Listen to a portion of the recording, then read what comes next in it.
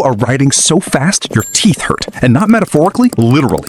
Every impact of the horse rattles through your body. Your jaw shakes, your ribs ache, your stomach feels like it is trying to escape through your spine. And somewhere inside your coat is a message, important enough to justify all of it. Because you are not just a rider, you are a messenger for Genghis Khan. Sounds simple enough. Carry a message, ride a horse, deliver it. Ancient mail service, right? Not quite. The Mongols did not build the largest contiguous land empire in history by doing things simply. The Yam, the communication network that connected that empire, was far more than a postal service. It was the empire's nervous system. When rebellion started hundreds of miles away, information had to move, orders had to move, armies had to move. The faster that happened, the stronger the empire became. And your job was to make distance disappear. Before you even begin, your body is wrapped tightly in cloth and silk. Hours of riding at full speed punish every bone, muscle, and organ you have. The wrapping helps keep you functional. Comfort is not part of the plan. The Empire only needs you capable of continuing forward. And moving is exactly what the Yam was designed to do. People call it a postal network, but that misses the point. A postal network delivers letters. The Yam delivered information, commands, and power across thousands of miles. Speed was not a luxury. Speed was control, and your most important tool was not the horse, it was the piece of metal hanging around your neck, the paiza. Part passport, part government badge, part executive order. Its message was simple: help this person immediately. Feed him, house him, give him a fresh horse. Do not waste his time. Because refusing a messenger was not refusing a dusty traveler. It was refusing the Khan. Eventually, your horse gets tired. Fortunately, the Empire has a solution. The paiza grants access to fresh mounts across the Empire. If another traveler happens to own that horse, his opinion is usually irrelevant. In the Mongol Empire, speed tended to win the argument.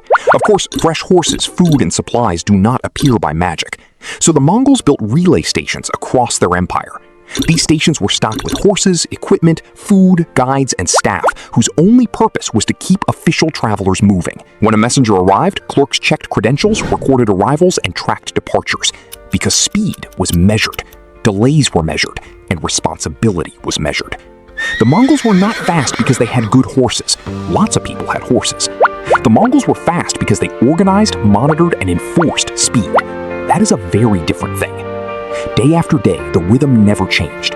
Arrive, report, eat, change horses, leave, again and again, across thousands of miles. Across an empire that never wanted information to stop moving. Then, night falls. The steppe turns black. One hidden hole, one loose stone, one bad step. Horse goes down, messenger goes down, message stops. For urgent journeys, guides and torchbearers sometimes ran ahead through the darkness, lighting the route and keeping riders moving. And sometimes, the fastest messenger was not riding at all. In certain regions, messages traveled through chains of runners stationed only a few miles apart. Each runner carried the message a short distance before passing it to the next. Many wore belts covered in bells. Before a station saw the messenger, it heard him. Jingle, jingle. The message is coming. Be ready. No excuses. That was how the Empire spoke. For the most sensitive information, there was an even more secret system, the Narin Yam, a secure network used for military intelligence, spy reports, and messages powerful enough to make kings nervous. The goal was simple: move information quickly, move it securely, and make sure as few people as possible knew it existed. That is the part many people forget about the Mongols. People remember the cavalry, the conquests, the fear. But empires are not held together by fear alone. Fear can win territory. Information helps keep it. A commander hundreds of miles away could learn about a threat. A governor could receive new orders. A ruler could respond to a crisis before it became a disaster. In the 13th century, that was revolutionary. The riders carried messages, but what they were really carrying was control. Of course, even the best communication network could not solve every problem. Sometimes there was no station, no food, no water, no shelter, just open land and the growing realization that nature was not interested in helping you. When supplies ran low, Mongol riders survived in ways that sound absurd today. They could draw small amounts of blood from their horses without killing them, or soften meat beneath the saddle while riding. Comfort was irrelevant. Survival kept the message moving.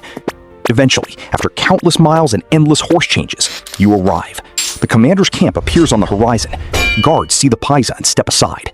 The message is delivered. The seal is broken. The commander reads. And suddenly, everything changes. Orders are shouted, officers move, horses are saddled, an army begins to march. Only now do you understand what you were carrying. Not a letter. Consequences. A rebellion may fail because you arrived. A city may burn because you arrived. A border may change because you arrived. History itself may shift because your body managed to hold together for one more day. That is what it meant to be a messenger in the Mongol Empire. The Yan was never just a postal service. It was the nervous system of an empire stretching across continents. The riders carried information. The empire carried power. And somewhere between the two was a messenger, wrapped in cloth, covered in dust, half dead on someone else's horse, racing across the world so the Khan's will could arrive before fear did. And that, recruit, is how you survive a 200-mile sprint across the steppe without losing your lunch or your head to Genghis Khan. Not bad for your first shift. Your horse is outside getting water, and your next terrible historical assignment is already printing. If you want to make sure you actually survive the next era I throw you into, you better sign the contract by hitting that subscribe button. Drop a comment below on which historical job you want me to gear you up for next. Try to stay in one piece until next week. Next!